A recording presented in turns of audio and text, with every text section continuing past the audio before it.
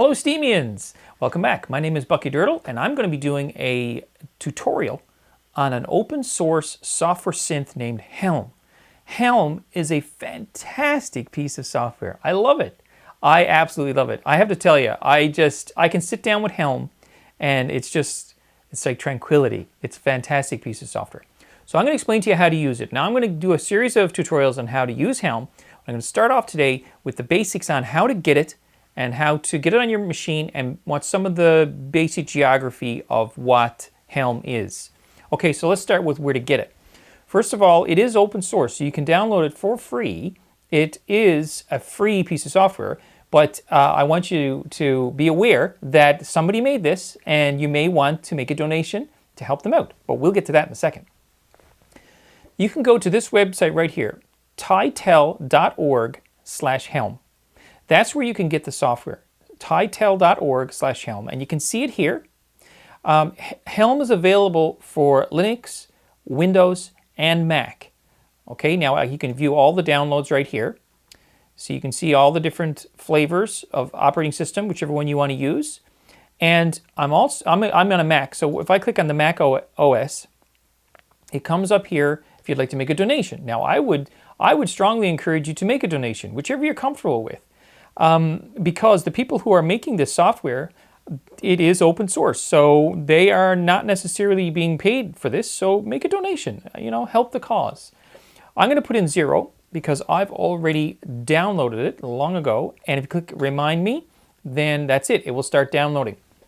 Now, if you're on a Linux machine, you would go through the Linux process of installing it.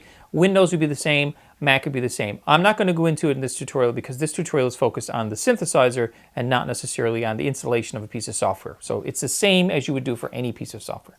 Now, once you've installed it on your machine, you're going to be here. This is Helm. And isn't it pretty? It's a beautiful piece of software. I have to say, I love it. So with Helm, we have a few things I want to go over with you today, a few basic functions that will help you in understanding how we proceed in future tutorials. Now, first of all, I'm sitting at a keyboard. So I can play on my keyboard. It's hooked in through USB to my computer, and then everything I play on my keyboard goes right into the software synthesizer and is played like that. So there's no delay or anything. It's very, very fast. Down at the bottom of the screen, you'll see we also have another keyboard, which I can use my mouse for. And many times when I'm making my music, I'm not actually sitting at my piano keyboard, so I use that a lot to design sounds and find, the things I want to find, sound note-wise.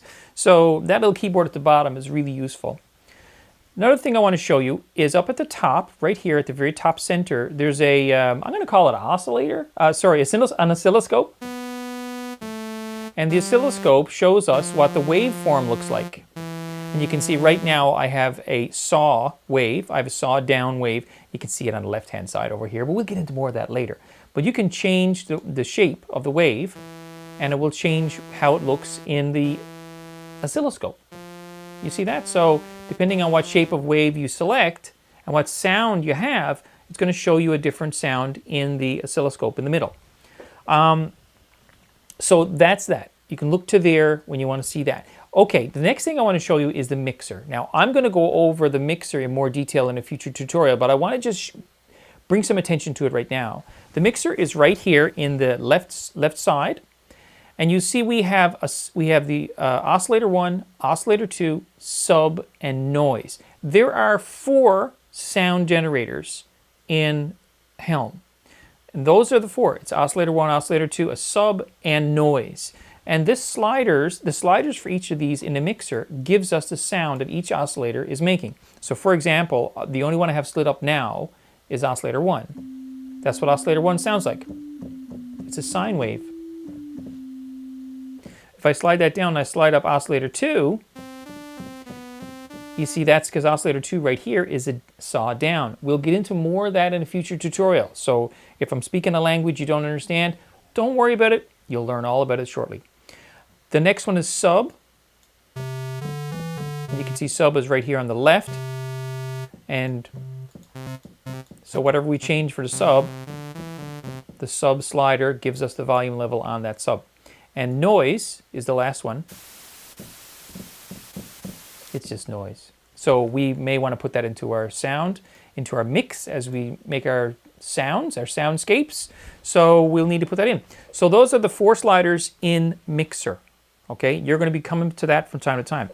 The very last thing I want to tell you about is that every control in Helm can be assigned to hardware.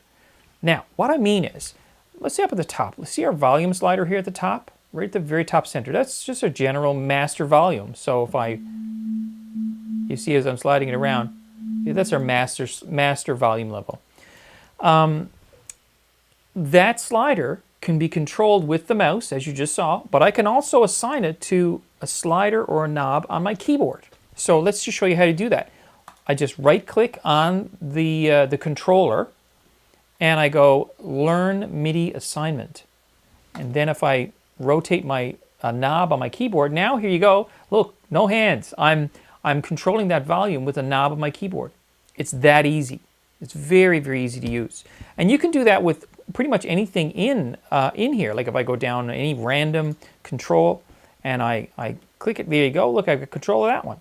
And if I go down another one, I don't know, let's say this one right here, Learn MIDI Assignment, and I rotate my knob. So there you go. You see, so it lets you control all kinds of various functions with hardware that you have in front of you. So if you have a keyboard that you've bought that doesn't have a very expensive keyboard, but if it has a control surface with knobs or sliders, you might very well be able to use those sliders and knobs to control the software sliders and knobs in Helm. Now, the reason why I'm telling you that is because the hands-on being able to control and twiddle the knobs and make the sliders move, those things really help the creative process as you're designing your sounds. So being able to, really move with your hand as you're playing, you'll be surprised how it'll open up so many different possibilities for you creating sound. So I do it all the time, love it. Okay, that's it for our introductory to Helm. Now stay tuned because I'm going to be posting quite a few videos, quite a few tutorials here on how to use Helm. Not only just how to make how everything works, but also how to put it into practice so that you can use it to make effective sounds to be used in your music. So stay tuned. I look forward to it. And I'd like to thank Utopian and Steemit for an opportunity to post these tutorials.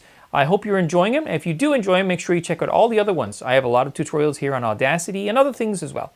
So good luck with your music, and I'll see you next time.